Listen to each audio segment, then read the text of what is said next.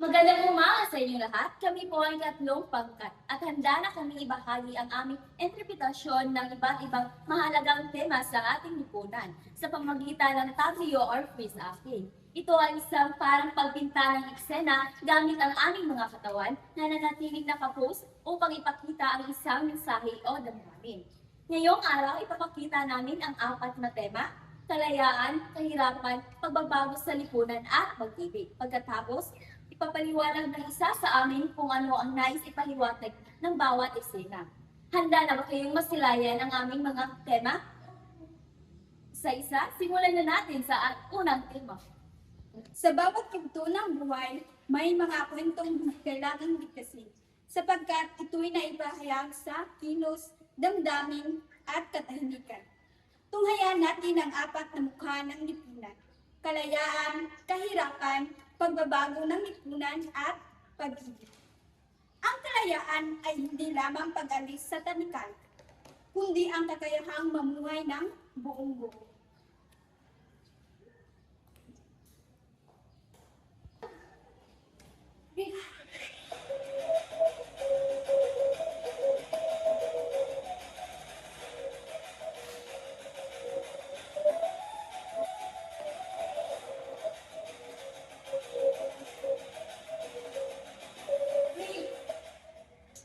Sa paglayang ito, natatagpuan ang pag-asa at bagong simula. Dito muling nabubuhay ang mga pangarap na minsang nawala. Ang bawat hakbang ay nagiging patunay ng tapang at determinasyon at sa bukas na landas. Ang bawat isa ay may pagkakataong magsimula muli. Ngunit hindi lahat ay nakakaranas ng kalayaan. May mga pusong patuloy na nakatali sa kahirapan.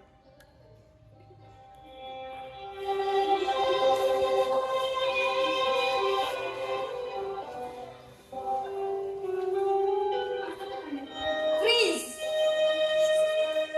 Sa gitna ng kakulangan, ang laban para mabuhay ay araw-araw na hamon. May mga pangarap na napipilitang isang tabi dahil sa pangangailangan. Ang bawat araw ay puno ng pagsubok at sakripisyo.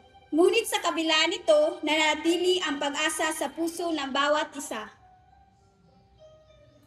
Ngunit ang lipunan ay hindi nananatili. Ito'y nagbabago sa kamay ng mamamayan.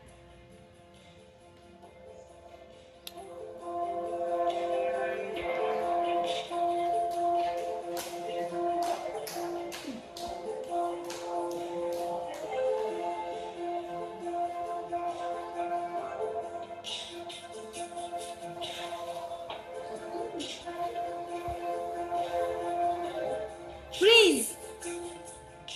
Sa pagkilos at pagkakaisa, nabubuo ang bagong bukas. Ang pagbabago ay nagsisimula sa maliliit na hakbang. Sa bawat pagtutulungan, unti-unting nababasag ang limang sistema. At sa sama-samang lakas, ang lipunan ay muling bumabangon. Sa huli, ang pinakamakapangyarihang presa sa lahat, ang pag-ibig.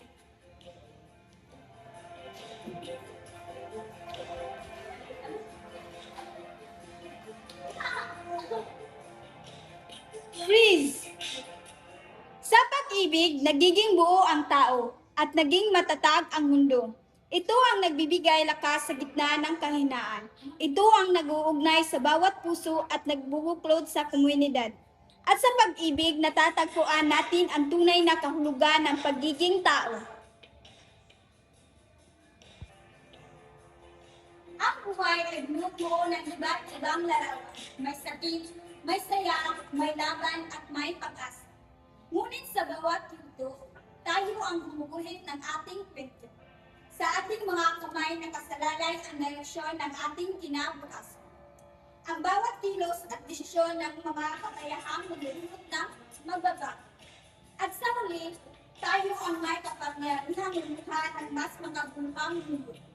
Kalayaan, pag-ibig, kahirapan, at pagbabago ng lipunan. Freeze!